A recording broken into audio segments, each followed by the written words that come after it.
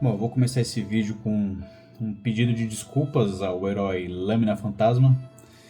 Eu acabei sendo um pouco injusto com ele no último review aqui que eu fiz no YouTube do capítulo 14, onde eu falei que ele estava sendo um tarado e que ele provavelmente tinha algum problema de personalidade e tudo mais. Bom, a verdade é que existe um passado por trás e o episódio 15 nos trouxe o que realmente é o herói Lâmina Fantasma e por que ele estava perseguindo a menina no capítulo 13 e no capítulo 14, a Nunu.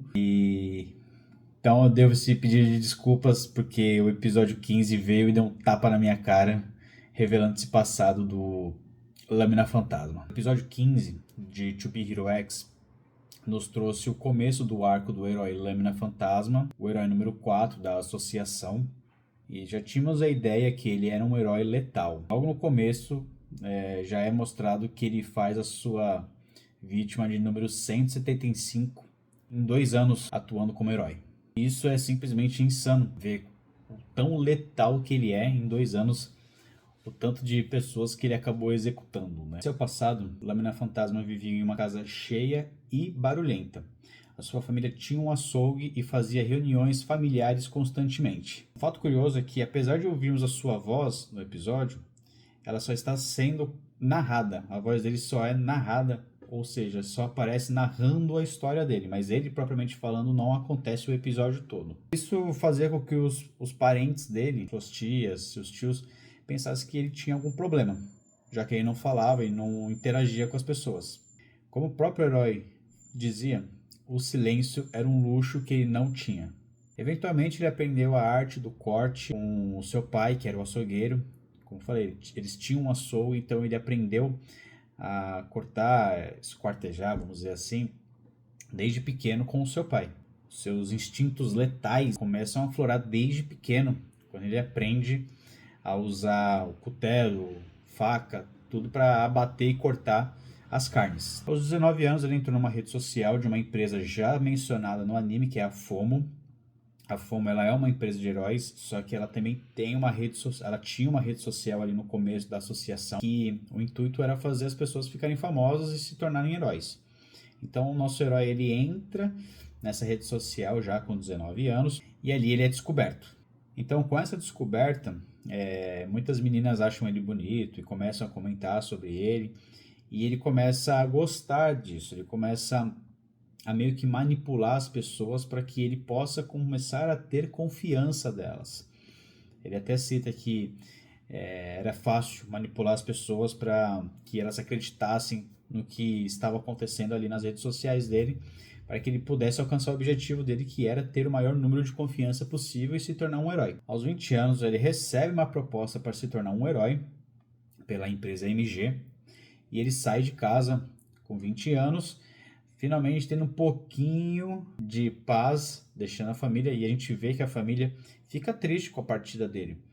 Ele não sente nada, mas a família sente toda essa questão da despedida e ele simplesmente vai embora para se tornar um herói barra assassino pela empresa MG. Após alguns anos como herói, atuando pela MG, o Lâmina Fantasma ele se depara em uma missão com uma garota feita de refém pelo alvo dele. O alvo estava fugindo, pega uma garota e a faz de refém. E o Lâmina Fantasma ele percebe que a menina está super calma, olhando o celular, silenciosa.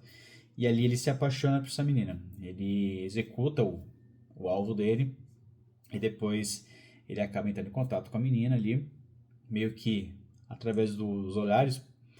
E é até engraçado porque um romance nasce ali dos dois, romance onde um não fala com o outro, eles só se comunicam através do celular, inclusive até o casamento deles que é mostrado ela dizendo que aceita através do celular. Então é bem interessante ver como é essa relação dos dois. Pouco tempo depois, a esposa fica grávida e aí com a gravidez ela tem uma mudança de atitude, uma mudança na vida dela e ela para de usar o celular, ela praticamente larga o celular e ela fica mais viva, sabe? Ela quer falar mais, ela quer participar mais das coisas. E aí o Lâmina Fantasma ele acaba sentindo essa diferença dela, reunião entre os dois, ela acaba pedindo para que ele deixe a vida pública, para que ele deixe de ser herói, para que ele possa se dedicar à família e que eles possam morar juntos com os pais da noiva, para que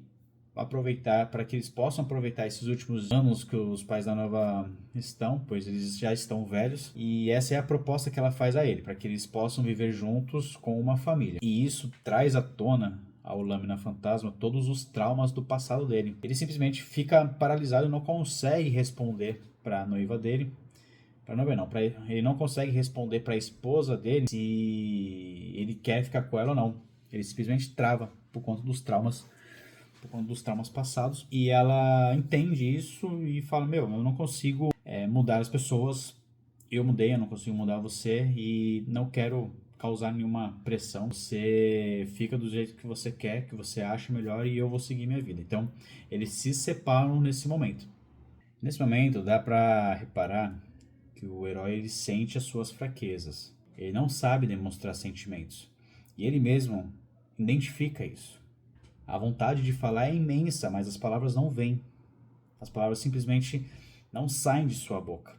Mais uma vez ele guarda tudo para si, deixando a situação acontecer e aí deixando a esposa dele sair de casa com a filha. Então ele se dá conta que mais uma vez está sozinho e as duas pessoas que ele mais ama não estão mais com ele. E aí fica a reflexão: como demonstrar que você ama uma pessoa, mas você não a quer por perto? É uma reflexão que esse episódio traz, porque o personagem, ele ama a mulher, ele ama a ideia de ter uma filha, e futuramente vai mostrar que ele ama a filha, mas ele ama do jeito dele, ele ama à distância, e ele demonstra amor, afeto, porém ele não quer esse vínculo por conta dos traumas que ele tem. Então a forma de demonstrar o amor dele é à distância. Então a vida dele passa a ser a demonstrar o amor e acompanhar a ex-esposa e a filha à distância. Então a gente entende o porquê que ele estava seguindo a Nunu, que é a filha dele.